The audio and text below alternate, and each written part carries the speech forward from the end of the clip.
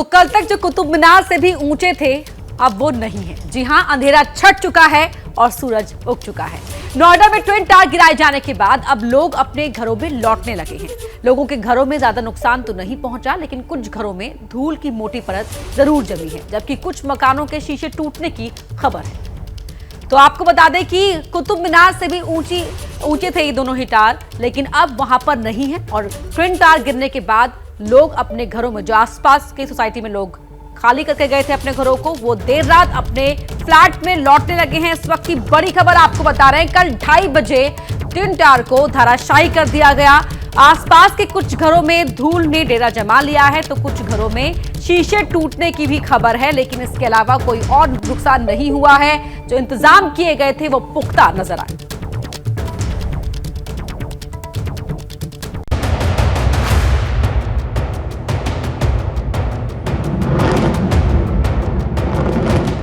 जोरदार धमाके के साथ मिट्टी में मिल गई भ्रष्टाचार की मीनार। करप्शन की बुनियाद पर खड़ी गगनचुंबी इमारत आसमान को ललकार रही थी, लेकिन जब धराशायी हुई तो धुआं धुआं हो गई।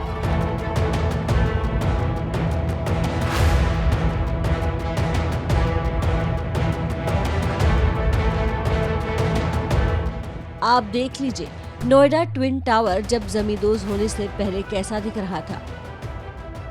रिहायशी इलाकों के बीच सबसे ऊंची इमारत थी ये, लेकिन जब ध्वस्त हुई तो उन्हीं रिहायशी इलाकों के बीच मलबे के ढेर में तब्दील हो गई।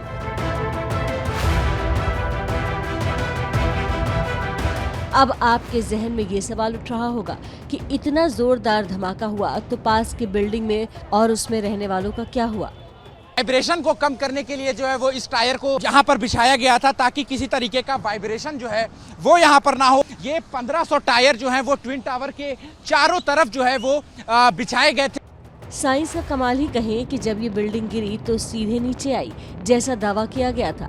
हालांकि बिल्कुल पास की सोसाइटी, जिन्हें पहले ही खाली करवा लिया गया था और उन्हें कपड़े से ढक दिया गया था। धमाके के बाद शाम वहां क्या हलचल थी, इसका जायजा एबीपी न्यूज की टीम ने लिया। इसके लिए एबीपी न्यूज की टीम ट्विन टावर के पास वाली एटीएस विलेज पहुंची, जिसे खाली करवा लिया गया था। लेकिन जब टावर का काम तमाम हो गया तो लोग घर लौटने लगे। धूल है जितनी अक्सर आती है गर्मियों के दिनों में जितनी आती है, ऐसा कोई आप खुद देख लो, इसमें कोई ऐसी तो धूल दिख नहीं रही। ना अभी हमने कोई इसकी सफाई भी नहीं की है। ना तो फ्लैट के अंदर धूल मिट्टी देखने को मिल रही है, ना ही किसी प्रकार का कोई और डैमेज। शीशे आदि भी यहाँ पे साफ आपको बिल्कुल ठीक नजर आ रहे होंगे। ट्विन टावर के पास ऐसी ही एक सुपरटेक की एमरल्ड कोर्ट नाम की बिल्डिंग है, जिसमें भी लोग लौटने लगे हैं। एबीपी न्यूज की टीम जब वहां पहुंची तो सोनी परिवार से मुलाकात हुई। नहीं, इन्होंने काफी कंट्रोल तरीके से डिमोलिशन किया है और लकीली वही हुआ जैसी कैलकुलेशन थी। सो अब ठीक है, सब ठीक हो गया एंड हम सब ठीक हैं, थैंक्स टू एवरीवन। कुछ वैसे का वैसे। आप किचन देखो, एक दाना नहीं है मिट्टी का वहाँ पे, सब आपके सामने, कोई शीशा नहीं टूटा है, नथिंग हैज हैपेंड। इतना बड़ा टावर ध्वस्त हुआ जिस पर पूरी दुनिया की नजरें थी। विस्फोटक लगाए गए थे कई किलो के और मलबा कई टन का गिरा, लेकिन सब कुछ योजना के मुताबिक हुआ। जो पूर्व तैयारी की गई थी वो सब रंग लाई। तो इस खबर से जुड़ी हर अपडेट्स दे रहे नोएडा सेक्टर 93A से हमारे संवाददाता ध्रुव, कल ये टावर डिमोलिश हुआ और कल जो भी हुआ वो सब हमने देखा। तो आज किस तरीके का माहौल वहां पर दिख रहा है, क्योंकि लोगों ने कल रात को वहां घर में आना शुरू कर दिया। आज किस तरीके का माहौल वहां दिख रहा है? जी बिल्कुल, देखिए कि कल जो है देर रात सभी लोग यहाँ पर आने शुरू हो गए थे। अभी की अगर मैं बात करूं, क्योंकि यहाँ पर सुरक्षा कारणों की वजह से अभी किसी को भी अंदर जाने की अनुमति नहीं है। पूरी बैरिकेडिंग यहाँ पर लगा दी गई है। दोनों साइड से जो जहां भी एंटर करते हैं, दोनों साइड से यहाँ पे बैरिकेडिंग लगा दी गई है। आगे आप देखेंगे जो ट्विन टावर का जो ये दिख रहे हैं, जो मलबा गिरा हुआ दिखेगा, वो उधर से आपको देख सकते हैं। और यहाँ आपको दूसरी बात मैं बताऊं कि जो कपड़े यहाँ पर लगाए गए थे, जो व्हाइट कपड़े लगाए गए थे, वो ये आप देखिए पूरी तरीके से ये जो व्हाइट थे अब वो ग्रे होने लग गए हैं। लोग देर रात को यहाँ पर आने शुरू हो गए थे, क्योंकि साफ सफाई का काम भी देर रात से चल रहा था। अभी एक महिला से मेरी बात हुई जो बगल की एमरल्ड कोर्ट सोसाइटी में रहती हैं। उन्होंने ये कहा था कि जो मलबे है, जो उसकी परत जो है, धूल की परत, बहुत मोटी परत जो है घरों में जम गई है।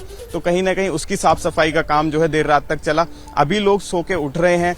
क्या कितना नुकसान हुआ है उसका जायजा लेने के लिए अभी लोग निकलेंगे। कई सारे लोग जो हैं 12:30 बजे की रात को आए हैं, उसके बाद साफ सफाई की है। कुछ घरों में बताया जा रहा है कि कुछ जो शीशे हैं उनको थोड़ी सा नुकसान पहुंचा है। बाकी कोई ऐसा ज्यादा बड़ा नुकसान जो है वो होने की अभी तक कोई खबर यहां पर नहीं मिली है। जी ध्रुव, जिस तरीके से आपने वहां पर बताया कि अभी भी बैरिकेड लगे हुए हैं और जो टेक्सटाइल फैब्रिक लगा हुआ था वो ग्रे भी हो गया है, लोगों ने सफाई शुरू कर दी है। जरा ये बताएं कि अभी भी क्या जो आसपास के लोग हैं उनके लिए कोई गाइडलाइन है प्रशासन की तरफ से, या अब वो अपनी रूटीन लाइफ में लौट रहे हैं धीरे धीरे? जी, आपको बता दूं कि यहाँ धूल काफी ज्यादा है, मलबा काफी ज्यादा है। कल भी जिस तरीके से अनाउंस किया जा रहा था, क्योंकि जो सीनियर सिटीजन है, जिनको अस्थमा की प्रॉब्लम है, उनके लिए कहीं ना कहीं दूर रहने की अभी हिदायत दी गई है। क्योंकि जहां हम खड़े हैं वहां भी सड़कों पर आप देखेंगे कि यहाँ पर डस्ट जो है काफी ज्यादा है। अगर कोई गाड़ी आती है, कोई व्हीकल आता है, तो उसके बाद जो है ये डस्ट उड़ने लगती है, तो सांस लेने में थोड़ी कहीं ना कहीं दिक्कत ज्यादा है। तो इस वजह से जो सीनियर सिटीजन्स हैं, जो और जिनको अस्थमा की प्रॉब्लम्स है, छोटे बच्चे हैं, उनको कहीं ना कहीं यहाँ से दूर रहने की बात कही गई है। लेकिन धीरे धीरे करके, जैसे कि कल जो मशीनें भी, ये धूल सोखने वाली जो मशीनें थी वो लाई गई थी। अभी क्या कहते हैं कि इतना बड़ा एरिया है कि काफी ज्यादा जो है धूल बहुत ज्यादा है। एक मशीन 4 टन जो है यहाँ पे धूल जो इकट्ठा कर सकती है, तो 2 मशीनें थी। तो कहीं ना कहीं अभी वो प्रोसेस चलना शुरू है। आप देखिए कि अभी थोड़ी देर बाद जो है सारे जो कर्मचारी आएंगे, तो यहाँ पर ये सारी जो जेसीबी वगैरह लगी हुई है, पूरा मलबा जो है उसको हटाने में टाइम लगेगा। तो कहीं ना कहीं जब पूरा प्रोसेस पूरा हो जाएगा उसके बाद जो है स्थिति सामान्य होने में टाइम लगेगा। जी बहुत बहुत शुक्रिया तमाम जानकारी का ध्रुव। तो देखिए, ट्विन टावर को गिराने से पहले काफी सावधानियां बरती गई थी और नतीजा भी उसी मुताबिक आया। सबसे ज्यादा डर पास की इमारतों को होने वाले नुकसान का था, लेकिन क्या सब कुछ वैसा ही हुआ जैसा अनुमान लगाया था? देखिए इस रिपोर्ट में।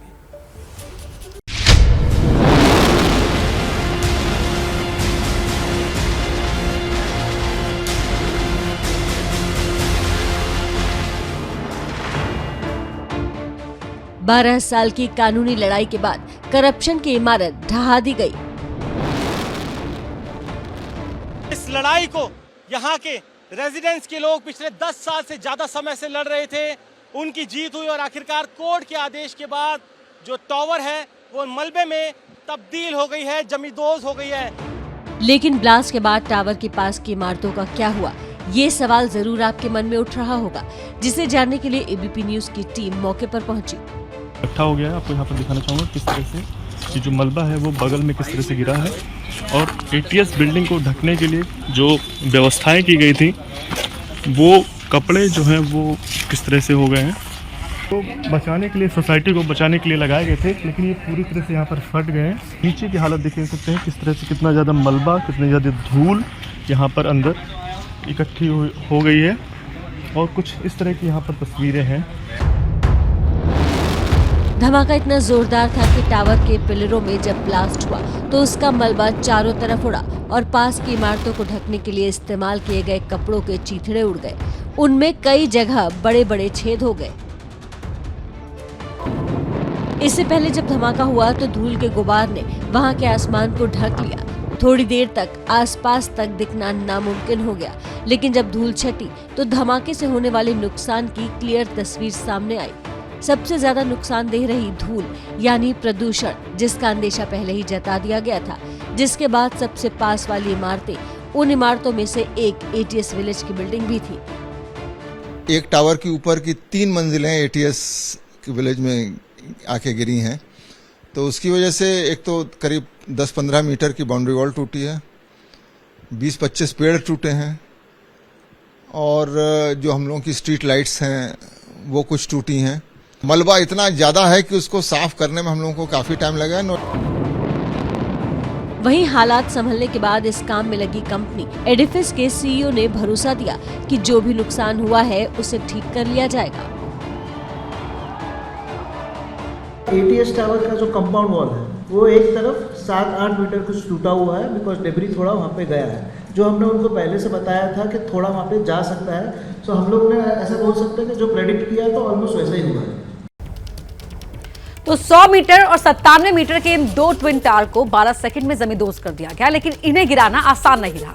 इसलिए जब इसे ध्वस्त करने की प्रक्रिया चल रही थी तो देखने वालों की भीड़ उमड़ पड़ी।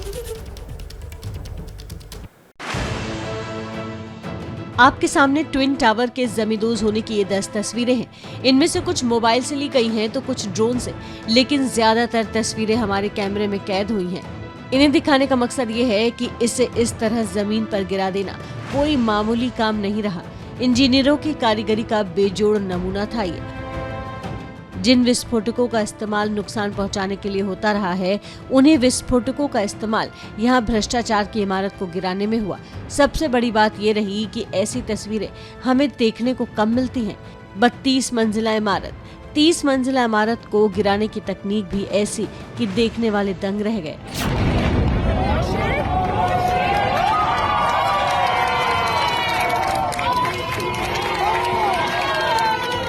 ऐसा लग रहा था जब बिल्डिंग ध्वस्त होगी तो पास की इमारतों में रहने वाले लोग कई दिनों तक घर नहीं लौट पाएंगे, लेकिन ऐसा कुछ भी नहीं हुआ। शाम होते तक सबकी घर वापसी शुरू हो गई। इनमें एबीपी न्यूज की टीम से कुछ लोगों की बात हुई। एक्साइटेड ज़्यादा है क्योंकि हमें पता चल गया है कि ज़्यादा कुछ हुआ नहीं होगा, इसलिए एक्साइटेड ही हैं, खुश हैं कि सब कुछ बहुत अच्छे से हो गया। सब अच्छे से निपट गया, बहुत ऑल वेल डन। बहुत बड़ा रिलीफ है ये। विश्वास तो हमें पहले ही था, लेकिन एक जो धुक थी अब वो भी शांत हो गई है।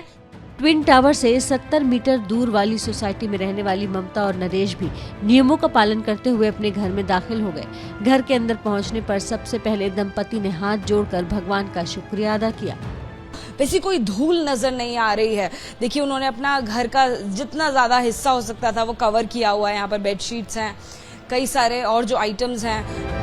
इसके बाद सुनिए टावर गिरने पर इन्होंने और क्या कहा। घर बिल्कुल साफ है, ये मतलब फर्श में मिट्टी नहीं है, मैं नंगे पाँव घूम सकती हूँ आराम से। बस बैल्कनीज गंदी हुई होंगी। सारा फ्रिज पूरा हमने एम्प्टी किया था, प्लग आउट किया था। आइटम्स जो इलेक्ट्रिकल हैं उनको प्लग ऑफ कर दिया, सारी चीजें कवर करके वो गए थे। ये तो ऐसे लगने लगा था कि रावण और कुंभकर्ण दोनों खड़े हुए हैं और ऐसे गुस्सा सी आती रहती थी ये कब खत्म होगा। और जब से यहाँ टूटना चालू हुआ था तब से इतनी मिट्टी आती थी। हमारी यहाँ वॉशिंग मशीन होती थी, हमने वो भी अंदर बाथरूम में शिफ्ट कर दी थी। तो पहाड़ से मैदान तक आसमानी आफत कहर बनकर टूटी हुई है।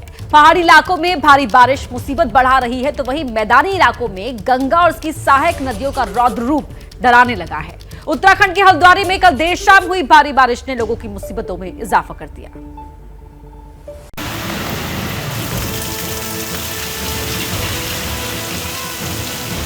पानी का ये प्रचंड प्रवाह अपने साथ सब कुछ बहा ले जाने पर आमादा है। पहाड़ों पर आए सैलाब की ये तस्वीरें उत्तराखंड के हल्द्वानी की है, जहां कल देर शाम भारी बारिश के बाद नदी नाले उफान पर आ गए और फिर जो कुछ हुआ वो आपके सामने है। इन तस्वीरों को एक बार फिर देखिए। पानी का तेज बहाव एक मकान के पास होकर गुजर रहा है। पानी की लहरें ऐसे उफन रही हैं जैसे सड़क पर समंदर हिलोरे मार रहा हो।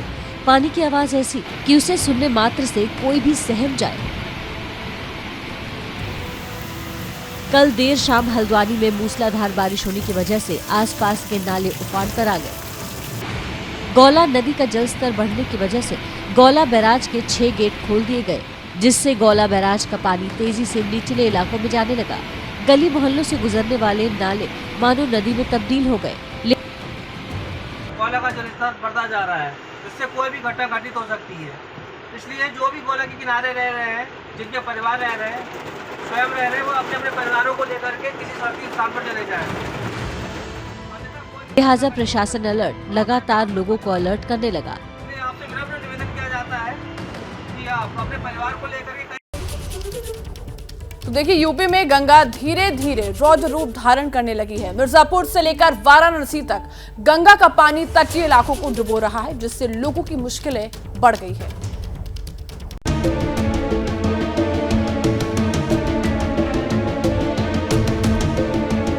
ये तस्वीरें गंगा के रौद्र रूप की गवाही देने के लिए काफी हैं।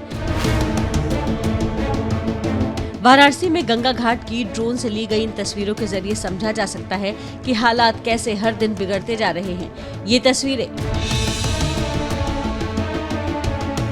ड्रोन की तस्वीरों के बाद अब आप गंगा घाट की क्लोज तस्वीरों पर नजर डालेंगे तो पता चलेगा कि गंगा किनारे घाटों पर बनी सीढ़ियां पानी में समा चुकी हैं। गंगा के सभी 84 घाट जलमग्न हो गए हैं। खिड़किया घाट पर सैलानियों की आवाजाही पूरी तरह रोक दी गई है। गंगा का जलस्तर 1 सेंटीमीटर प्रति घंटे की रफ्तार से बढ़ रहा है। यानी जब आप इस रिपोर्ट को देख रहे हैं तो उस दौरान भी गंगा का जलस्तर बढ़ता जा रहा है। गंगा खतरे के निशान को पार कर गई है, जिससे गंगा किनारे बनी कॉलोनियों में पानी घुसने लगा है। वाराणसी ही नहीं, मिर्जापुर में भी गंगा का पानी निचले इलाकों को डुबोने लगा है। मिर्जापुर में सदर तहसील के ग्रामीण इलाके पानी में डूब गए हैं। चुनार के सीखड़ नारायणपुर ब्लॉक में गंगा का पानी कई गांवों को डुबो चुका है। गांवों के आसपास कमर तक पानी भरा है। इन तस्वीरों को देखिए, कैसे लोग पानी में होकर आने जाने को मजबूर हैं। मिर्जापुर में मिर्च की अच्छी पैदावार होती है, लेकिन गंगा के पानी ने किसानों के खेत डुबा दिए हैं, जिससे मिर्च की फसल पूरी तरह बर्बाद हो गई है।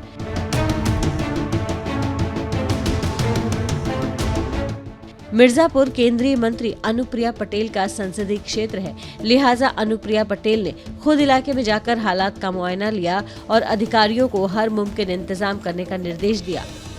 नाव की व्यवस्था करने के लिए भी कहा हुआ है। अभी जिस गांव से होकर मैं आ रही हूँ धनैता से, वहाँ पर 2 मोटर बोट्स लगाई गई, 4 मोटर बोट्स लगाई गई हैं। और यहाँ पे भी जिन गांव में मैं खुद जाके देख रही हूँ, जहाँ भी आवश्यकता महसूस हो रही है, मैं तत्काल प्रशासनिक अधिकारियों को कह भी रही हूँ कि एक मीडियम साइज की नाव या मोटर बोट जहाँ जैसी जनता की आवश्यकता है उनको तुरंत उपलब्ध हो। मिर्जापुर में भी गंगा का जलस्तर हर घंटे 1 सेंटीमीटर की रफ्तार से बढ़ रहा है। ऐसे में मिर्जापुर से लेकर वाराणसी तक हालात बिगड़ने लगे हैं। तो एक तरफ गंगा कहर बरपा रही है तो वहीं यमुना भी पीछे नहीं है। यूपी के बांदा जिले में यमुना और केन नदी के उफान की वजह से कई गांव पानी में डूब गए हैं और लोगों के सामने खाने पीने का संकट खड़ा हो गया है।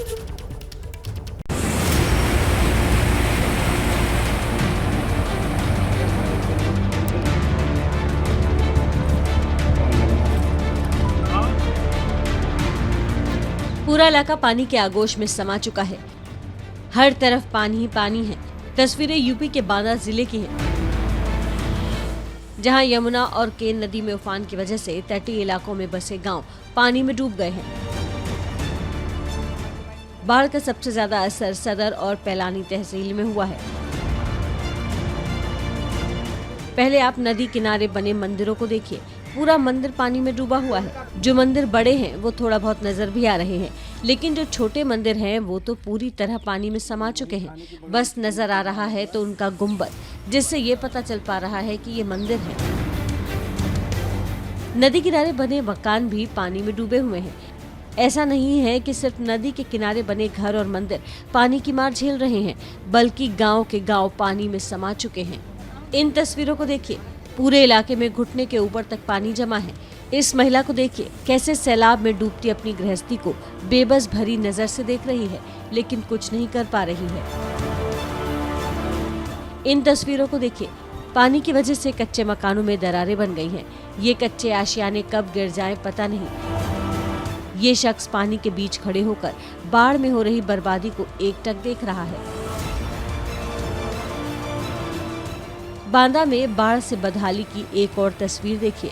सड़क के ऊपर से पानी की तेज धारा बह रही है और उसके बीच से एक ट्रैक्टर लोगों को लेकर निकल रहा है।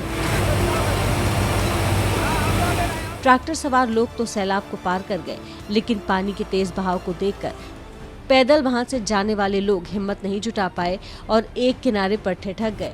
हालांकि कुछ युवक दुस्साहस करते हुए पानी को पार करने की कोशिश करते नजर आए। लोगों का आरोप है कि प्रशासन से उनको कुछ मदद नहीं मिल रही है। पार नहीं जा रहे हैं और जानवर हमारे बहुत परेशान कर रहे हैं। हार में आदमी है जो उनको खाना नहीं, भूखे प्यासे पड़े हैं। हमें कोई व्यवस्था नहीं सरकारी मिल रही। किसान ही नहीं, दुकानदार भी काफी परेशान हैं। लोगों की दुकानों के बाहर पानी भरने से मुश्किलें बढ़ गई हैं। बाढ़ की वजह से बहुत नुकसान हो गया है। पानी अभी जो है तो मंडी में घुस गया है। उधर प्रशासन की टीम लगातार लोगों को राहत सामग्री पहुंचाने में जुटी है। जिलाधिकारी बाढ़ प्रभावित इलाकों का मुआयना खुद कर रहे हैं। एसडीएम बबेरू रामेंद्र सिंह और हमारी डिप्टी कलेक्टर श्वेता साहू, इन सब के साथ आप लोगों के साथ हम लोग इस गांव को देखने आए हैं। वहाँ स्कूल जो पनगरा का है वहाँ लेकर के इनको हम वहाँ संरक्षित कर रहे हैं लोगों को, और वहीं पर इनको राशन सामग्री वगैरह हम लोग बंटवाएंगे। हालात इतने खराब हो गए कि थाने भी पानी में डूबने लगे हैं। ऐसे में किसान और प्रशासन हर कोई सैलाब की मार झेलने को मजबूर हो गया है। झारखंड में जिस लड़की को जिंदा जलाया गया था उसने अस्पताल में दम तोड़ दिया। 23 अगस्त को उसके पड़ोस में रहने वाले शाहरुख ने पेट्रोल डालकर आग के हवाले कर दिया था। इस मामले में आरोपी शाहरुख समेत 2 लोगों की गिरफ्तारी हो चुकी है और शहर में धारा 144 लगा दी गई है। तो इस वक्त की बड़ी खबर आपको हम बता रहे हैं। हम घर में अपने पापा को 10 बजे रात को आए, पापा को बोले, पापा ने ठीक है सुबह होगा तो देखते हैं। और उसने 4 बजे आके खिड़की से पेट्रोल फेंक के और आग जला के भाग गया। पेट्रोल एक डिब्बा में 2 लड़का था, वो और एक छोटुआ था। खोल के देखे थे कम जगह आया, टोटल जगह अभी मुँह थोड़ा सा छोड़ा। अस्पताल के बिस्तर पर दम तोड़ चुकी ये उसी नाबालिग लड़की की जुबानी है जिसे 23 अगस्त को जलाकर मारने की कोशिश हुई थी। कहा जा रहा है जब अस्पताल में लड़की भर्ती थी तो उस वक्त का ये वीडियो है।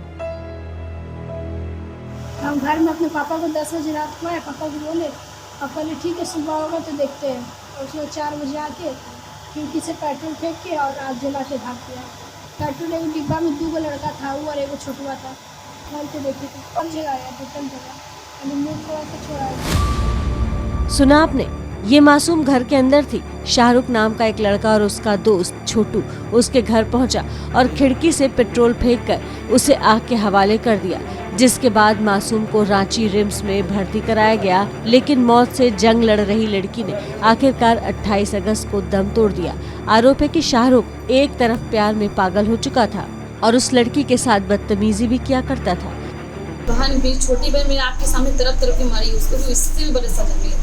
फांसी भी उसके लिए कम, मेरी बहन तरफ तरफ के मारी, उसको भी तरपा तरपा के मारा। जैसे ही लड़की की मौत की खबर फैली, कोहराम मच गया। नाबालिग को इंसाफ मिले इसके लिए लोग सड़कों पर उतर गए।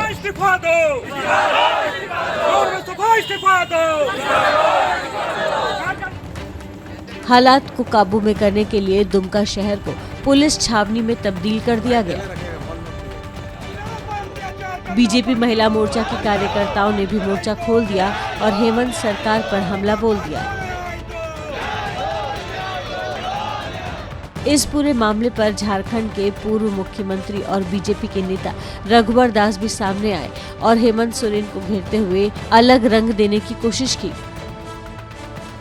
उसके परिवार ने पहले भी, क्योंकि वो लड़का हमेशा उनको छेड़छाड़ करता था, और एक वहाँ डीएसपी है नूर मुस्तफ़ा, जो वहाँ के लोग कहते हैं कि उनका एक तरफा, एक संप्रदाय विशेष पर ही ज़्यादा ध्यान रखना, और उस तुष्टीकरण की वाली सरकार।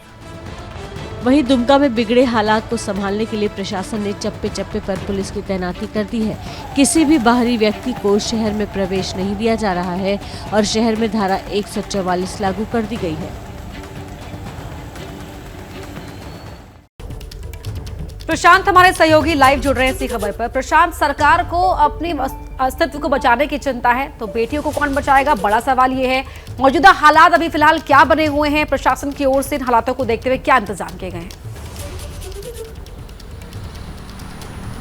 जी देखिए, जैसा आपने बताया अपनी रिपोर्ट में, हमने दिखाया दर्शकों को कि किस तरह से दुमका शहर को कमोबेश छावनी में तब्दील कर दिया गया है। कल जब से जो पीड़ित लड़की है उसकी मृत्यु की खबर आई, उसके बाद शहर में बवाल एक तरह से मच गया। कई लोग सड़कों पर उतर आए, विरोध प्रदर्शन लगातार जारी है। वहाँ पर जो भारतीय जनता पार्टी है और उसके अलावा कुछ अन्य जो हिंदू संगठन है वो सब इसका विरोध प्रदर्शन करने लगे और इसलिए शहर में धारा आपने बताया कि निषेधाज्ञा लागू है, 144 लागू कर दी गई है और विरोध प्रदर्शनों पर रोक लगा दी गई है। अब प्रशासन की कोशिश ये है कि अब चूंकि जो लड़की की लाश है वो वहाँ दुमका पहुँच चुकी है, तो आज उम्मीद ये की जा रही है कि उसका अंतिम संस्कार किया जाए। प्रशासन की कोशिश है कि दाह संस्कार पहले किया जाए, क्योंकि आप जानती हैं कि जब तक दाह संस्कार नहीं होता है लोगों का जो गुस्सा है वो और थोड़ा बढ़ता है। लिहाजा प्रशासन की कोशिश है कि बिना किसी अड़चन के लड़की का दाह संस्कार किया जाए। और उसके बाद कल भी जो सिटी एसपी हैं वो लड़की के परिवार वालों से मिले थे और उन्होंने ये उनको आश्वासन दिया है कि वो कोशिश करेंगे कि ये जो पूरा मामला है, ये जो पूरा केस है वो एक फास्ट ट्रैक कोर्ट में चलाया जाए और जो आरोपी है, जो शाहरुख नाम का जो लड़का है जो इस वक्त गिरफ्तार है, पुलिस हिरासत में है, उसको सख्त से सख्त सज़ा दिलवाई जाए। हालांकि पीड़ित लड़की के परिवार वाले आरोपी के लिए फांसी की सज़ा की मांग कर रहे हैं, लेकिन जैसा आप जानती हैं रघुवर दास जो पूर्व मुख्यमंत्री हैं, अब बीजेपी के बाकी नेता भी इसको एक सियासी रंग भी इस पर चढ़ने लगा है। उनका कहना है कि हेमंत सोरेन सरकार चूँकि वो लड़की हिंदू थी लिहाजा उस पर तुष्टीकरण करने का आरोप लगा रहे हैं। और उनका कहना है कि जिस तरीके से कुछ दिनों पहले रांची में एक दंगा हुआ जिसमें एक जो घायल व्यक्ति था उसको दिल्ली ले जाया गया एयर एम्बुलेंस से, उस तरह से अगर पीड़ित लड़की की का इलाज होता तो शायद वो बच सकती थी। तो इसमें पूरा सियासत भी अब आने लगा है और इसी को देखते हुए दुमका में कड़ी सुरक्षा व्यवस्था की गई है। छावनी में तब्दील है, सेना माफ़ करिएगा पुलिस के जवान वहाँ पर तैनात है और अगल बगल ज़िलों से भी जितने पुलिस के जवान हैं उनको वहाँ बुलाया गया है। तो प्रशासन की अभी कोशिश है कि जल्दी से जल्दी पहले दाह संस्कार किया जाए और उसके बाद फिर आगे की कार्रवाई की जाए। जी बिल्कुल, तो अंतिम संस्कार की कार्रवाई ठीक तरह से हो पाए, शांतिपूर्ण तरीके से हो पाए। प्रशांत आप बने रहिए हमारे साथ। 4 तस्वीरें 23 अगस्त 2022 की तस्वीर आप देख रहे हैं जहां अस्पताल में लड़की को भर्ती कराया गया जब उसे पेट्रोल डालकर जिंदा जला दिया गया था। बीजेपी महिला मोर्चा भी सड़क पर उतरी, प्रदर्शन शुरू किया गया। सोरेन सरकार पर लगातार हमला किया गया, गुस्साए लोगों ने भी प्रदर्शन किया और बवाल के बाद पुलिस को वहां पर तैनात कर दिया गया। धारा 144 लागू है और अभी प्रशासन की यही एक कोशिश है कि लड़की के शव का अंतिम संस्कार किया जाए, उसमें कोई बाधा ना हो, क्योंकि जब तक अंतिम संस्कार नहीं होगा ये गुस्सा और लगातार बढ़ता जाएगा। प्रशांत, जिस तरीके से आपने बताया रघुवर दास की बाइट भी हमने सुनाई, किस तरीके से इस पूरे मामले को एक अलग ही एंगल देने की कोशिश की जा रही है और सोरेन सरकार पर बीजेपी के हमले और तेज हो गए हैं। जी बिल्कुल, देखिए पहले से ही सोरेन सरकार पर संकट के बादल हैं। हेमंत सोरेन की सदस्यता रहेगी या जाएगी ये भी, इस पर भी अभी सस्पेंस है। चुनाव आयोग की सिफारिश पर राज्यपाल को भी फैसला करना है। लेकिन जब से ये घटना प्रकाश में आई है, 23 अगस्त की ये घटना है, पीड़ित लड़की को रांची में शिफ्ट किया गया था लेकिन वहाँ कल उनकी मृत्यु हो गई। तो उसके बाद से लगातार अब बीजेपी इस बात के लिए हमला कर रही है हेमंत सोरेन पर कि कहाँ तो महिलाओं को सुरक्षा देने की बात थी, कहाँ तो इस पीड़ित लड़की को बेहतर इलाज की ज़रूरत थी, लेकिन सरकार हेमंत सोरेन अपनी सरकार बचाने में लगे हैं।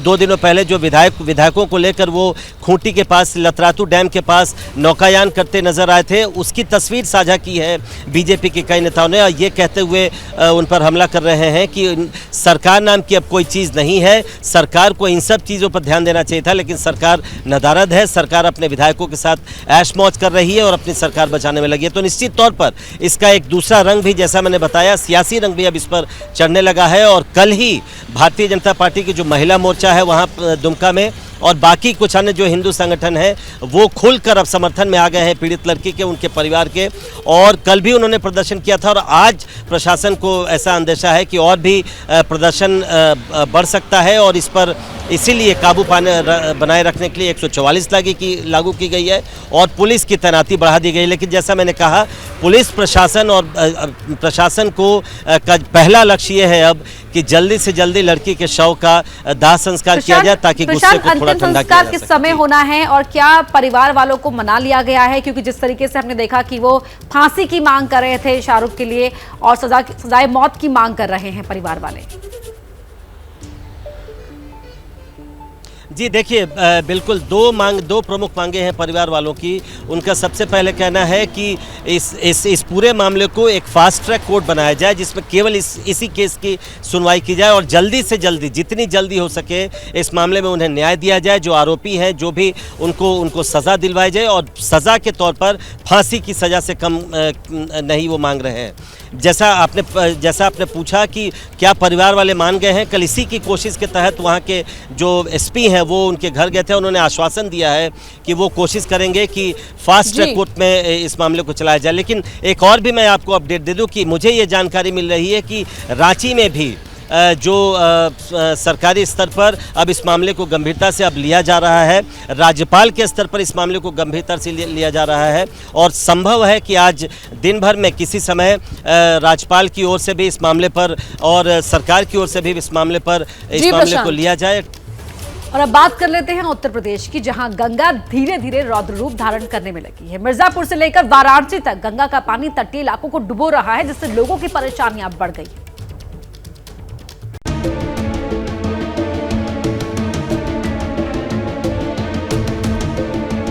ये तस्वीरें गंगा के रौद्र रूप की गवाही देने के लिए काफी हैं। वाराणसी में गंगा घाट की ड्रोन से ली गई इन तस्वीरों के जरिए समझा जा सकता है कि हालात कैसे हर दिन बिगड़ते जा रहे हैं। ये तस्वीरें ड्रोन की तस्वीरों के बाद अब आप गंगा घाट की क्लोज तस्वीरों पर नजर डालेंगे तो पता चलेगा कि गंगा किनारे घाटों पर बनी सीढ़ियां पानी में समा चुकी हैं। गंगा के सभी 84 घाट जलमग्न हो गए हैं। खिड़किया घाट पर सैलानियों की आवाजाही पूरी तरह रोक दी गई है। गंगा का जलस्तर 1 सेंटीमीटर प्रति घंटे की रफ्तार से बढ़ रहा है। यानी जब आप इस रिपोर्ट को देख रहे हैं तो उस दौरान भी गंगा का जलस्तर बढ़ता जा रहा है। गंगा खतरे के निशान को पार कर गई है, जिससे गंगा किनारे बनी कॉलोनियों में पानी घुसने लगा है। वाराणसी ही नहीं, मिर्जापुर में भी गंगा का पानी निचले इलाकों को डुबोने लगा है। मिर्जापुर में सदर तहसील के ग्रामीण इलाके पानी में डूब गए हैं। चुनार के सीखर नारायणपुर ब्लॉक में गंगा का पानी कई गांवों को डुबो चुका है। गांवों के आसपास कमर तक पानी भरा है। इन तस्वीरों को देखिए, कैसे लोग पानी में होकर आने जाने को मजबूर हैं। मिर्जापुर में मिर्च की अच्छी पैदावार होती है, लेकिन गंगा के पानी ने किसानों के खेत डुबा दिए हैं, जिससे मिर्च की फसल पूरी तरह बर्बाद हो गई है।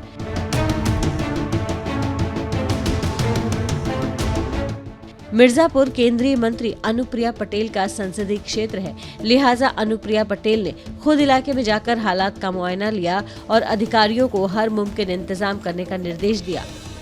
नाव की व्यवस्था करने के लिए भी कहा हुआ है। अभी जिस गांव से होकर मैं आ रही हूँ धनैता से, वहाँ पर 2 मोटर बोट्स लगाई गई, 4 मोटर बोट्स लगाई गई हैं और यहाँ पे भी जिन गांव में मैं खुद जाके देख रही हूँ, जहाँ भी आवश्यकता महसूस हो रही है, मैं तत्काल प्रशासनिक अधिकारियों को कह भी रही हूँ कि एक मीडियम साइज की नाव या मोटर बोट जहाँ जैसी जनता की आवश्यकता है उनको तुरंत उपलब्ध हो। मिर्जापुर में भी गंगा का जलस्तर हर घंटे 1 सेंटीमीटर की रफ्तार से बढ़ रहा है। ऐसे में मिर्जापुर से लेकर वाराणसी तक हालात बिगड़ने लगे हैं। तो देखिए, एक तरफ गंगा कहर बरपा रही है तो वही यमुना भी पीछे नहीं है। यूपी के बांदा जिले में यमुना और केन नदी ने उफान की वजह से कई गांव पानी में डूब गए हैं और लोगों के सामने खाने पीने का संकट खड़ा हो गया है।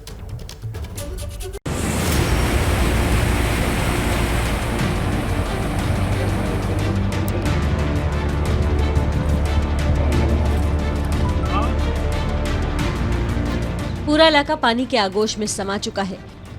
हर तरफ पानी ही पानी है। तस्वीरें यूपी के बांदा जिले की हैं, जहां यमुना और केन नदी में उफान की वजह से तटीय इलाकों में बसे गांव पानी में डूब गए हैं। बाढ़ का सबसे ज्यादा असर सदर और पैलानी तहसील में हुआ है। पहले आप नदी किनारे बने मंदिरों को देखिए, पूरा मंदिर पानी में डूबा हुआ है। जो मंदिर बड़े हैं वो थोड़ा बहुत नजर भी आ रहे हैं, लेकिन जो छोटे मंदिर हैं वो तो पूरी तरह पानी में समा चुके हैं। बस नजर आ रहा है तो उनका गुंबद, जिससे ये पता चल पा रहा है कि ये मंदिर है।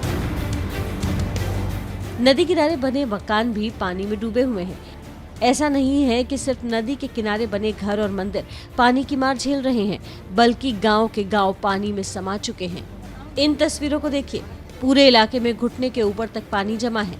इस महिला को देखिए कैसे सैलाब में डूबती अपनी गृहस्थी को बेबस भरी नजर से देख रही है, लेकिन कुछ नहीं कर पा रही है। इन तस्वीरों को देखिए, पानी की वजह से कच्चे मकानों में दरारें बन गई हैं। ये कच्चे आशियाने कब गिर जाएं पता नहीं। ये शख्स पानी के बीच खड़े होकर बाढ़ में हो रही बर्बादी को एकटक देख रहा है।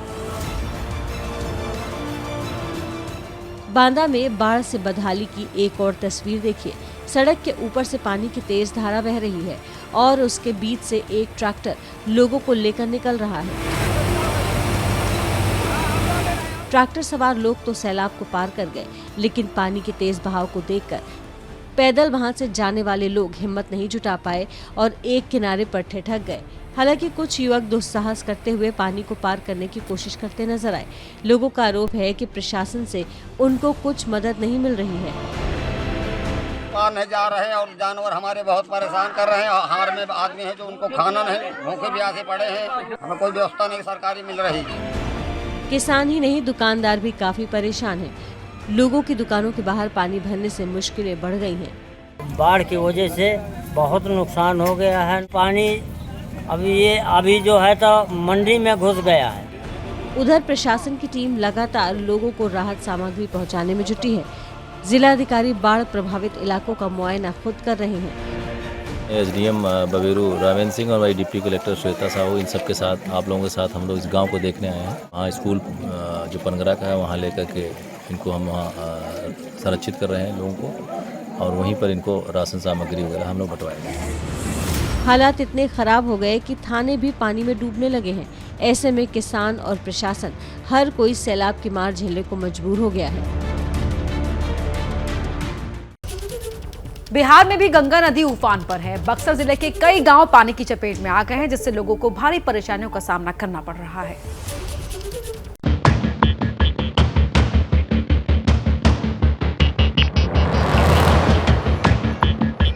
बाढ़ से बदहाली की तस्वीरें बिहार के बक्सर की है, जहां गंगा अपना रौद्र रूप धारण कर चुकी है। गंगा नदी का उफान पूरे इलाके को डुबोने लगा है। नदी के किनारे और उसके आसपास के निचले इलाकों में बाढ़ का मंजर देखने को मिल रहा है। नदी किनारे बने मंदिर और दुकानें पानी में डूब गए हैं। इन तस्वीरों के जरिए आप बाढ़ की विभीषिका का अंदाजा लगा सकते हैं। गंगा में उफान की वजह से उसकी सहायक नदियों ने ग्रामीण इलाकों की मुश्किलें और बढ़ा दी हैं। बक्सर जिले के 5 प्रखंड में अलर्ट जारी कर दिया गया है। चौसा का बनारपुर इलाका पूरी तरह पानी में घिर गया है, जबकि सदर प्रखंड के गोविंदपुर इलाके में सड़क पर 3 फीट पानी जमा है। किसानों की फसल पूरी तरह बर्बाद हो गई है। मक्के और धान की खेती चौपट हो गई है, जिससे किसानों की मुश्किलें बढ़ गई हैं। लोगों का आरोप है कि उन्हें हर साल ऐसी मुश्किलों का सामना करना पड़ता है। पानी की स्थिति तो बहुत डाउनडोल चल रहा है। लोग गाड़ी डूब रही है जाने में। किसानों का हाल आपने सुन लिया, जरा स्कूली बच्चों से भी मिल लीजिए। देखिए कैसे पानी के बीच ये बच्चा साइकिल लेकर जा रहा है। इन छात्राओं को देखिए, घुटने भर पानी से होकर स्कूल जा रही हैं। अगर स्कूल न जाएं तो पढ़ाई छूट जाएगी और फिर परीक्षा सिर पर है। ऐसे में बच्चे जान जोखिम में डालकर स्कूल जाने को मजबूर हैं। आने और जाने में स्कूल दिक्कत होती है बाढ़ के चलते। हालांकि अधिकारियों का कहना है कि वो हालात पर नजर बनाए हुए हैं और लोगों की हर संभव मदद की जा रही है। जल स्तर तो बढ़ा है, आप लोग भी देख रहे हैं। अभी हम लोग गोविंदपुर गांव में हैं, यहाँ भी जल स्तर बढ़ा है। अभी संपर्क तो कटा नहीं है, वैकल्पिक मार्ग उपलब्ध है, लेकिन अगर इसी गति से जल स्तर बढ़ता रहा तब थोड़ी परेशानी हो सकती है। बक्सर में गंगा का पानी लगातार बढ़ रहा है। ऐसे में समय रहते अगर इंतजाम नहीं किए गए तो लोगों की मुश्किलें बढ़नी तय हैं। बात पाकिस्तान की भी कर लेते हैं, जहां बाढ़ की वजह से अब तक 1000 से ज्यादा लोगों की मौत हो चुकी है। प्रधानमंत्री शहबाज शरीफ खुद राहत सामग्री बांटते नजर आए। सैलाब में फंसे लोगों को हेलीकॉप्टर से बचाने की कोशिश की जा रही है। सैलाब की तस्वीरें पड़ोसी मुल्क पाकिस्तान की हैं। पाकिस्तान बाढ़ से कराह रहा है। हर तरफ तबाही और बर्बादी का मंजर देखने को मिल रहा है। इन तस्वीरों को देखिए। उत्तर पूर्व के कोहिस्तान इलाके में एक शख्स सैलाब के बीच फंस गया। ये शख्स काफी देर तक सैलाब के बीच जिंदगी की जंग लड़ता रहा, लेकिन पानी का बहाव काफी तेज होने की वजह से वो फंसा रहा। इस बीच राहत और बचाव के लिए हेलीकॉप्टर भेजा गया। रेस्क्यू टीम ने सैलाब के बीच जान जोखिम में डालकर काफी नीचे तक हेलीकॉप्टर ले गए, फिर जाकर युवक को रेस्क्यू किया गया।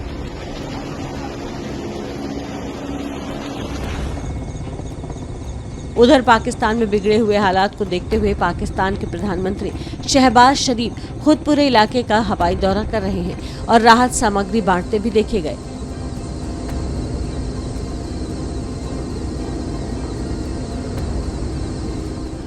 इन तस्वीरों को देखकर आप पाकिस्तान में बाढ़ के हालात का अंदाजा तो आसानी से लगा सकते हैं।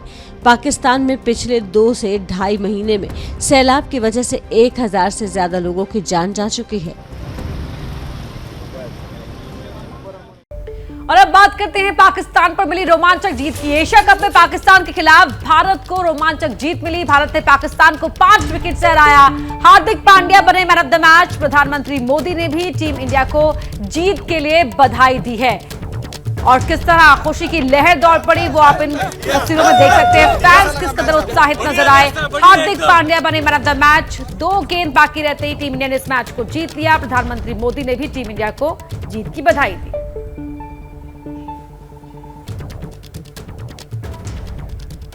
एशिया कप में पाकिस्तान की टीम को टीम इंडिया के हाथों करारी शिकस्त मिली, जिसके बाद दुबई और देश के अलग अलग हिस्सों में लोग जश्न में डूब गए। ये तस्वीरें आप देख सकते हैं। देर रात तक जश्न का यह सिलसिला जारी रहा। तस्वीरों में देख सकते हैं कि किस तरह लोग अपने घरों से सड़कों पर निकल आए और टीम इंडिया के समर्थन में नारेबाजी की। ये सारी तस्वीरें आप देख सकते हैं। दुबई, दिल्ली, मुंबई, अहमदाबाद, नागपुर, मेरठ, इंदौर, कानपुर, बेंगलुरु, ये सारी तस्वीरें जहां लोग जश्न में डूबे हुए हैं और टीम इंडिया के समर्थन में नारेबाजी कर रहे हैं।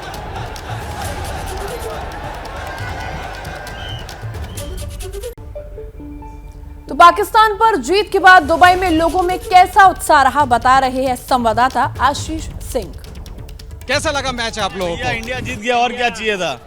अरे वाह, मजा आ गया। मैच बीच में ऐसा नहीं लगा कि मैच स्लिप होता जा रहा, हाथ से निकल लग रहा था बट इंडिया ने पिकअप कर लिया। गट्स दिखाया और आखिर मैच जीत के दिखा दिया। चेयरिंग, चेयर लीडर सबसे ज्यादा इंपॉर्टेंट है, हाउ द पब्लिक रिएक्ट्स। अच्छा, मतलब आप लोगों ने चेयर किया तो इस वजह से जीत गए? No, both it's both public के कारण, पब्लिक और प्लस इंडिया ने जो खेला, इट वाज दोनों टीम्स ने अच्छा खेला, but it's all about one has to win, one has to lose. आगे और मैचेस होने हैं पाकिस्तान से? अरे अगर हो गए तो क्या उम्मीद है? जीतेगा। संडे को भी मैच है और फाइनल में भी पाकिस्तान इंडिया है, तब मजा आएगा। अब आपको लगता है बदला निकाल पाओगे? बदला नहीं होगा बट फेयर प्ले होगा और अच्छे से होगा। कैसा लगा मैच आपको? बढ़िया मैच था, बढ़िया एकदम। वो जो वर्ल्ड कप में हार हुई थी उसका बदला निकाल लिया? हो गया, बदला हो गया। बहुत बढ़िया मैच हुआ, बहुत बढ़िया मैच, मजा आ गया। अगले मैच में साइकोलॉजिकल एडवांटेज भारत के पास होगा। अगला मैच हम जीतेंगे जीतेंगे, फाइनल तो जीतेंगे जीतेंगे। सर इधर आए ना, मैच और है 4 तारीख को भी खेलेंगे इंशाल्लाह और फाइनल को भी खेलेंगे और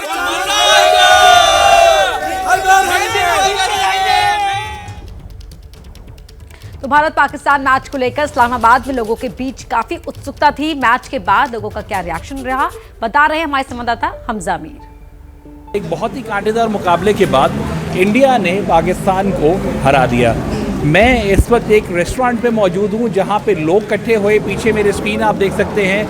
हारने के बाद इस पूरे मैच की एक्साइटमेंट को लेके यहाँ के कुछ लोगों से बात करते हैं। ये बताइए, इंडिया पाकिस्तान का मैच वैसे तो होता नहीं है और जब होता है तो इस तरह के मैच होते हैं कि आखिरी बॉल तक मैच खेलते हैं। क्या कहेंगे इस मैच के हवाले से और ओवरऑल इस एक्सपीरियंस के हवाले से? मुझे लगता है कि ये सबसे एक्साइटिंग मैच है पूरी दुनिया में। जहाँ पे भी मैचेस होते हैं वहाँ पे सबसे एक्साइटिंग मैच इंडिया और पाकिस्तान का मैच है। मतलब कोई भी बंदा जो क्रिकेट में नहीं भी इंटरेस्टेड वो भी इस राइवलरी को देखना पसंद करता है। आपको नहीं लगता कि क्या इंडिया और पाकिस्तान की स्पोर्टिंग रिलेशनशिप को आगे बढ़ाना चाहिए? ये इस तरह के मैचेस और होने चाहिए। मैं यही समझता हूँ कि इसको स्पोर्टिंग से ज़्यादा टूरिज्म की तरफ लेके चलना चाहिए। जो इन्होंने बेसिक एक इशू कश्मीर बनाया हुआ है, इनको एक उसको मेजर टूरिस्ट सेक्टर बनाना चाहिए दोनों मुल्कों की तरफ से as a sign of goodwill. कि दोनों मुल्कों की तरफ से जो कश्मीर का पार्ट है उसको ये ओपन करें फॉर टूरिज्म और इसी तरह के मैचेस कश्मीर वैली में कराए जाएं, तो ये एक बड़ा अच्छा इनिशिएटिव होगा। आज के मैच को लेके क्या कहेंगे? आखिरी बॉल तक हम सब यहाँ पे एक्साइटेड थे, उम्मीद लगी हुई थी, लेकिन आप कैसे देखते हैं इंडिया की टीम को, पाकिस्तान की टीम को? मैं देखता हूँ कि दोनों टीम्स ने बहुत अच्छा खेला है और आखिरी पॉइंट तक ये मैच बहुत टफ रहा है और बड़ा एक सस्पेंस क्रिएट रहा है जो आखिरी पॉइंट तक हमें नहीं पता लगा और बड़ा मज़ा आया इस मैच को आखिरी बॉल तक देखने में। टीम इंडिया से पाकिस्तान की हार पर पाकिस्तान में सियासत गरमा गई। पाकिस्तान के पूर्व मंत्री फवाद चौधरी ने अपनी टीम की हार के लिए शहबाज शरीफ को जिम्मेदार ठहराया है। फवाद चौधरी ने ट्वीट कर लिखा है कि ये हमारी टीम की गलती नहीं है, इसके लिए पूरी तरह सरकार जिम्मेदार है।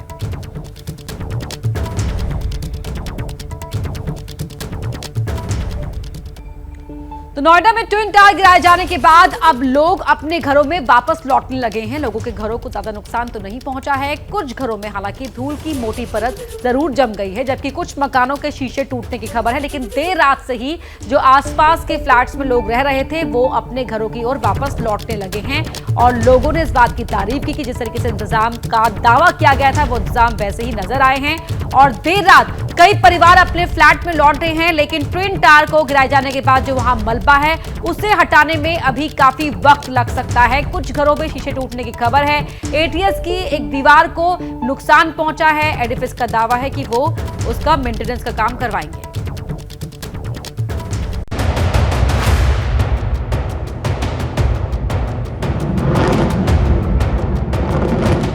जोरदार धमाके के साथ मिट्टी में मिल गई भ्रष्टाचार की मीनार। करप्शन की बुनियाद पर खड़ी गगनचुंबी इमारत आसमान को ललकार रही थी, लेकिन जब धराशायी हुई तो धुआं धुआं हो गई।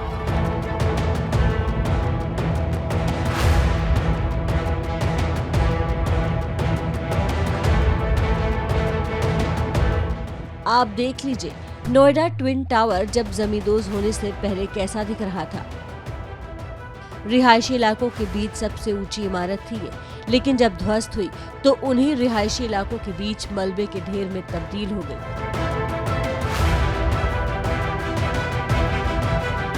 अब आपके जहन में ये सवाल उठ रहा होगा कि इतना जोरदार धमाका हुआ तो पास की बिल्डिंग में और उसमें रहने वालों का क्या हुआ? वाइब्रेशन को कम करने के लिए जो है वो इस टायर को यहाँ पर बिछाया गया था ताकि किसी तरीके का वाइब्रेशन जो है वो यहाँ पर ना हो। ये 1500 टायर जो है वो ट्विन टावर के चारों तरफ जो है वो बिछाए गए थे। साइंस का कमाल ही कहें कि जब ये बिल्डिंग गिरी तो सीधे नीचे आई जैसा दावा किया गया था। हालांकि बिल्कुल पास की सोसाइटी जिन्हें पहले ही खाली करवा लिया गया था और उन्हें कपड़े से ढक दिया गया था। धमाके के बाद शाम वहां क्या हलचल थी, इसका जायजा एबीपी न्यूज की टीम ने लिया। इसके लिए एबीपी न्यूज की टीम ट्विन टावर के पास वाली एटीएस विलेज पहुंची, जिसे खाली करवा लिया गया था। लेकिन जब टावर का काम तमाम हो गया तो लोग घर लौटने लगे। धूल है जितनी अक्सर आती है गर्मी के दिनों में जितनी आती है, ऐसा कोई आप खुद देख लो, इसमें कोई ऐसी तो धूल दिख नहीं रही ना। अभी हमने कोई इसकी सफाई भी नहीं की है। ना तो फ्लैट के अंदर धूल मिट्टी देखने को मिल रही है, ना ही किसी प्रकार का कोई और डैमेज। शीशे आदि भी यहाँ पे साफ आपको बिल्कुल ठीक नजर आ रहे होंगे। ट्विन टावर के पास ऐसी ही एक सुपरटेक की एमरल्ड कोर्ट नाम की बिल्डिंग है, जिसमें भी लोग लौटने लगे हैं। एबीपी न्यूज की टीम जब वहां पहुंची तो सोनी परिवार से मुलाकात हुई। नहीं, इन्होंने काफी कंट्रोल तरीके से डिमोलिशन किया है और लकीली वही हुआ जैसी कैलकुलेशन थी। सो अब ठीक है, सब ठीक हो गया एंड हम सब ठीक हैं। Thanks to everyone. कुछ वैसे का वैसे ही। आप किचन देखो, एक दाना नहीं है मिट्टी का वहाँ पे, सब आपके सामने, कोई शीशा नहीं टूटा है, नथिंग हैज हैपेंड। इतना बड़ा टावर ध्वस्त हुआ जिस पर पूरी दुनिया की नजरें थीं, विस्फोटक लगाए गए थे कई किलो के और मलबा कई टन का गिरा, लेकिन सब कुछ योजना के मुताबिक हुआ। जो पूर्व तैयारी की गई थी वो सब रंग लाई।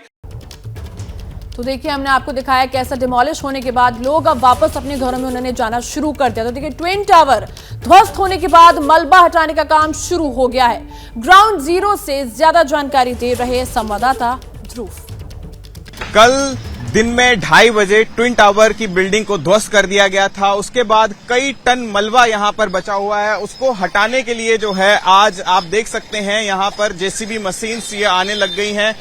बिल्डिंग के कई सारे पार्ट्स हैं, जैसे कि जो लेंटर्स है, जिसके पिलर्स हैं, लोहे के तमाम सरिया हैं, तमाम तरीके की रॉड्स लगी हुई हैं, उन सबको तोड़ना भारी मुश्किल काम है। इसलिए जो है आप देखिए यहाँ पर ये क्रेन्स मंगाई गई हैं और ये जो बुलडोजर्स हैं यहाँ पर वो आने शुरू हो गए हैं। प्रशासन की टीम यहाँ पर आनी शुरू हो गई है। कई टन मलबा इकट्ठा हो गया है, उसको उठाना यहाँ से एक चुनौती भरा काम है। उसको उठाने के लिए आप देखिए कि सुबह का वक्त है और यहाँ पर तमाम जेसीबीज और ये क्रेन्स जो है आनी शुरू हो गई। पीछे की तरफ आप देखेंगे यहाँ ये जो कि दूसरा जेसीबी ये जो आनी शुरू हो गई है। ये सभी मशीनें जो है आकर के सबसे पहले यहाँ जो अंदर जो मलबा है उसको हटाएंगी, क्योंकि सबसे बड़ा चुनौती भरा काम अब जो रह गया है, जो कई टन मलबा जमा हुआ है उसको हटाना और साथ ही साथ जो आसपास के एरिया में जो धूल की परत जमी हुई है उसको हटाना। कैमरा पर्सन वरुण चौहान के साथ ध्रुव मिश्रा, एबीपी न्यूज, नोएडा। तो ट्विन टावर ध्वस्त हो गया है, लेकिन सियासत थमने का नाम नहीं ले रही है। यूपी के डिप्टी सीएम ब्रजेश पाठक ने फिर समाजवादी पार्टी पर हमला बोला। ट्वीट कर कहा कि ट्विन टावर का निर्माण कराने वाली समाजवादी पार्टी की भ्रष्ट सरकार को जनता पहले ही गिरा चुकी है। तो यूपी के डिप्टी सीएम ब्रजेश पाठक ने समाजवादी पार्टी की सरकार पर हमला बोला है। तत्कालीन सरकार को भ्रष्ट बताते हुए कहा कि जनता तो पहले ही समाजवादी पार्टी की भ्रष्ट सरकार को गिरा चुकी है। ये ट्वीट भी आप टीवी स्क्रीन पर देख पा रहे हैं। यूपी के डिप्टी सीएम ब्रजेश पाठक का भ्रष्टाचार का ट्विन टावर तो 28 अगस्त को गिरा, मगर ट्विन टावर का निर्माण कराने वाली समाजवादी पार्टी की भ्रष्ट सरकार को प्रदेश की जनता पहले ही गिरा चुकी है। तो ट्वीट कर यहां हमला बोला है, सियासी वार यहां पर किया है ब्रजेश पाठक ने। 2014, 17, 19 और 22 इसके प्रतीक हैं। ये ट्वीट किया है यूपी के उप मुख्यमंत्री ब्रजेश पाठक ने।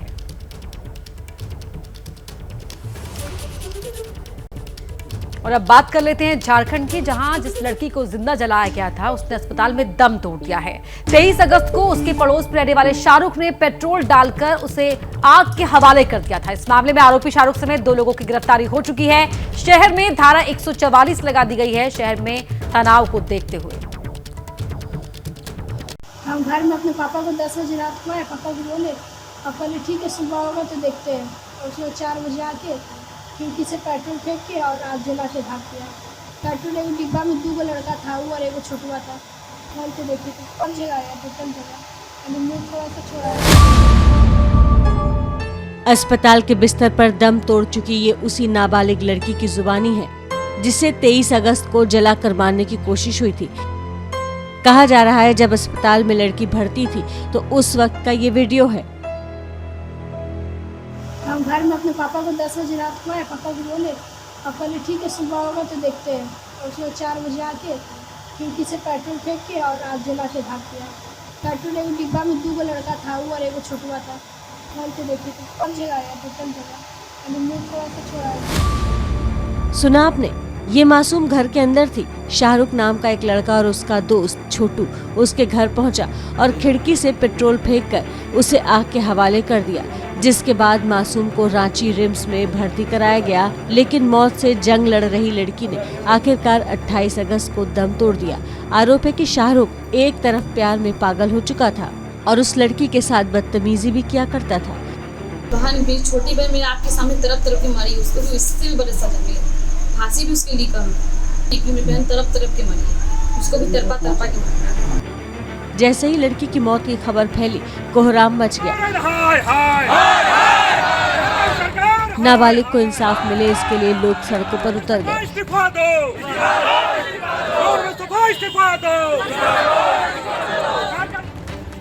हालात को काबू में करने के लिए दुमका शहर को पुलिस छावनी में तब्दील कर दिया गया। बीजेपी महिला मोर्चा के कार्यकर्ताओं ने भी मोर्चा खोल दिया और हेमंत सरकार पर हमला बोल दिया। इस पूरे मामले पर झारखंड के पूर्व मुख्यमंत्री और बीजेपी के नेता रघुवर दास भी सामने आए और हेमंत सोरेन को घेरते हुए अलग रंग देने की कोशिश की। उसके परिवार ने पहले भी, क्योंकि वो लड़का हमेशा उनको छेड़छाड़ करता था, और एक वहाँ डीएसपी है नूर मुस्तफ़ा, जो वहाँ के लोग कहते हैं कि उनका एक तरफा, एक संप्रदाय विशेष पर ही ज़्यादा ध्यान रखना, और उस तुष्टिकरण की वाली सरकार। वहीं दुमका में बिगड़े हालात को संभालने के लिए प्रशासन ने चप्पे चप्पे पर पुलिस की तैनाती कर दी है। किसी भी बाहरी व्यक्ति को शहर में प्रवेश नहीं दिया जा रहा है और शहर में धारा 144 लागू कर दी गई है। अब बात झारखंड में चल रहे राजनीतिक संकट की। खबर है कि आज हेमंत सोरेन के सियासी भविष्य पर राज्यपाल फैसला ले सकते हैं। चर्चा है कि राज्यपाल रमेश बैस सीएम सोरेन को विधायक पद के अयोग्य ठहराने का आदेश चुनाव आयोग को भेज सकते हैं।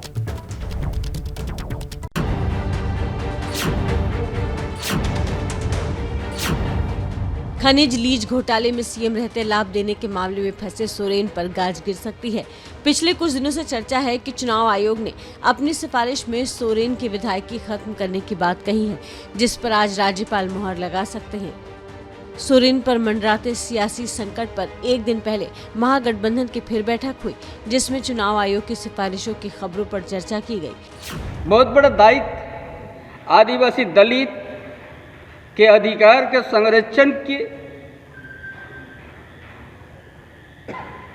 जिम्मा उनके कंधों पर है, जो संविधान में प्राप्त दिया गया है। इससे पहले विधायकों के साथ हेमंत सोरेन के लतरामू डैम में पिकनिक मनाने की तस्वीरें भी सामने आई हैं, जिसमें वो नाव पर अपने साथी के साथ मस्ती करते दिखे थे। मुख्यमंत्री को जिस तरह से उलझाया गया है, राज्य का सारा कार्यक्रम लगता है ठप हो गया है। और इसमें निश्चित रूप से हम कहेंगे कि महामहिम के यहाँ जो भी संवाद आया है उसको आधिकारिक तौर पर बिल्कुल इसको खुलासा करना चाहिए, ताकि पट्टाछेप हो। लेकिन जब वो लौट रहे थे तो उनकी कुर्सी पर छाए संकट के बादल पर सवाल पूछा गया, जिस पर उन्होंने जो कहा वो आप भी सुनिए।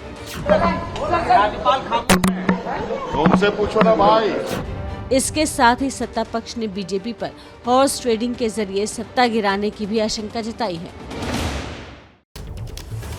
वहीं सोनाली फोगाट की हत्या पर गोवा पुलिस हर रोज नए खुलासे कर रही है, लेकिन अब भी ये साफ नहीं हो पाया कि सोनाली की हत्या क्यों की गई। अब इस मामले में गोवा पुलिस की एक टीम जल्द ही हरियाणा जा सकती है।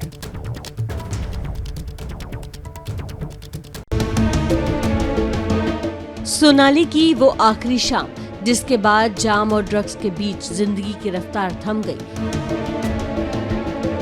गोवा पुलिस का दावा है कि सोनाली के थिरकते पांव को ड्रग्स ने ऐसा जकड़ा कि वो मौत के काल में समा गई।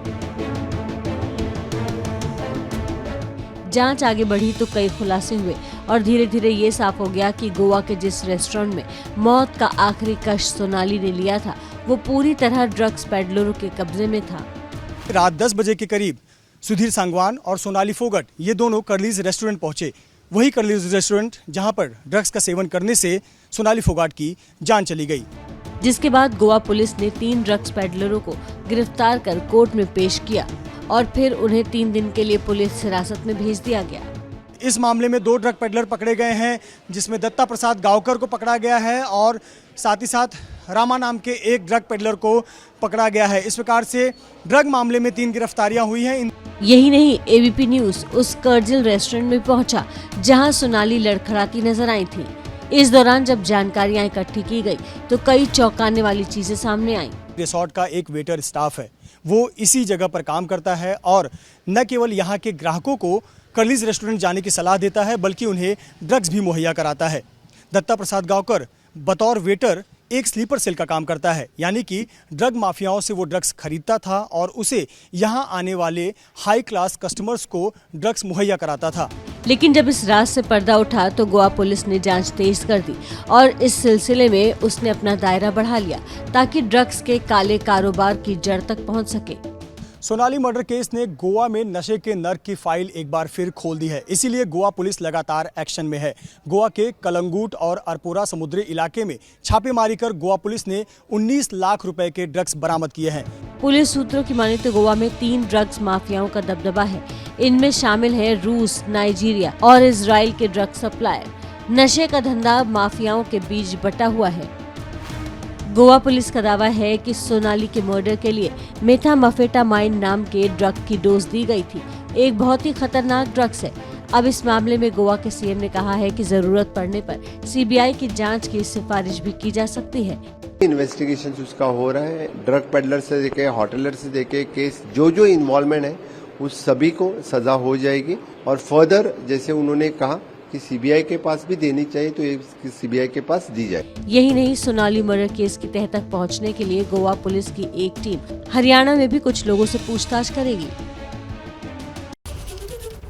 तो देखिए, कल नोएडा में भ्रष्टाचार का ट्विन टावर जमींदोज कर दिया गया। हम आपको ट्विन टावर गिराए जाने की अलग अलग एंगल से तस्वीरें दिखा रहे हैं। देखिए कैसे महज 12 सेकंड में 103 मीटर ऊंची इमारत जमींदोज कर दी गई। तस्वीरें आप देखिए, हर एक कैमरे के एंगल से हम आपको वो तस्वीरें दिखा रहे हैं। ट्विन टावर को जब डिमोलिश किया गया, कैसे महज 12 सेकंड में 133 मीटर ऊंची इमारत जमींदोज कर दी गई। तो ट्विन टावर ध्वस्त होने के बाद मलबा हटाने का काम शुरू हो गया। ग्राउंड जीरो से ज्यादा जानकारी दे रहे हैं संवाददाता ध्रुव। जहां पर कुतुब मीनार से भी ऊंची इमारत को ढहा दिया गया था, उसमें 80,000 टन से ज्यादा का मलबा रह गया है। उस मलबे को उठाने के लिए आप देखिए किस तरीके से जेसीबीज यहां पर आई हैं। ये क्रेन्स जो है इनको निकालने में दिक्कत आ रही है क्योंकि प्लेन सरफेस है और इस प्लेन सरफेस में निकालने के लिए आप इनके नीचे देखिए कि टायर लगा करके यहाँ पर जो है इनको निकाला जा रहा है, क्योंकि जो अंदर पहुंचाना काफी मुश्किल काम है। बेसिकली ये जो है मिट्टी वाले एरिया में चलती हैं, पहाड़ी एरिया में जो है ये लोग काम करते हैं। अब यहाँ क्योंकि देखिए जो सीमेंटेड आरसीसी की रोड है, इस आरसीसी की रोड पे इनको चलना काफी मुश्किल हो रहा है, तो इस तरीके से टायर लगा करके अंदर की तरफ भेजा जा रहा है। काफी ज्यादा मलबा है, धूल है, डस्ट जमी हुई है, जिसमें लोगों को सांस लेने में दिक्कत आ रही है। आप देखिए कि किस तरीके से पीछे की तरफ यहीं पर वो बिल्डिंग है और यहाँ ये जेसीबी जो है आनी शुरू हो गई है। पीछे की तरफ दिखाएंगे, एक दूसरी जेसीबी मशीन है, वो भी यहाँ पर आनी शुरू हो गई है। इस मशीन के जरिए जो है यहाँ पर जितना मलबा जो अंदर पे जमा है, करीब 80,000 टन से ज्यादा बताया जा रहा है, उस मलबे को यहाँ पर निकाला जाएगा।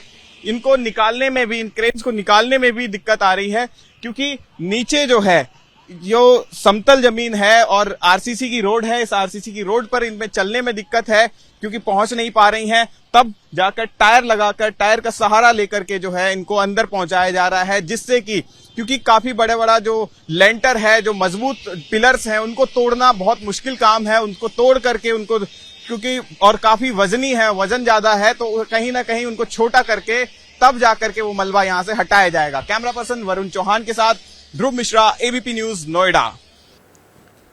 पिनाका रॉकेट के उन्नत वर्जन का सफल परीक्षण किया गया है। डीआरडीओ पिछले कुछ हफ्ते में बालासोर और पोखरण में पिनाका रॉकेट का सफल परीक्षण डीआरडीओ ने किया है। हम आपको पिनाका के परीक्षण की तस्वीरें दिखा रहे हैं। पिनाका एक मल्टी बैरल रॉकेट लॉन्चर है, इसे डीआरडीओ ने तैयार किया है। इसकी मारक क्षमता की बात की जाए तो मारक क्षमता है 40 किलोमीटर से लेकर 65 किलोमीटर तक ही मार सकता है। तो वहीं ये 40 सेकंड में 12 विस्फोटक रॉकेट भी दाग सकता है और इसके उन्नत वर्जन का सफल परीक्षण किया गया है।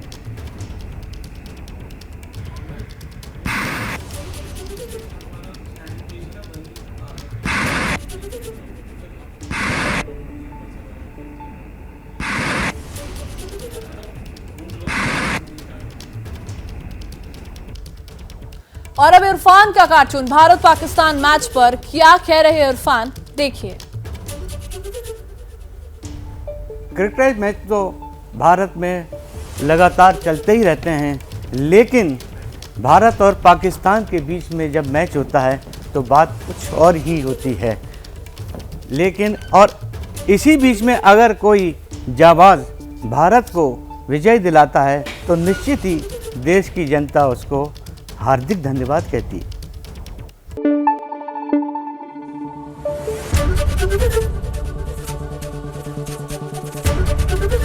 एबीपी न्यूज आपको रखे आगे।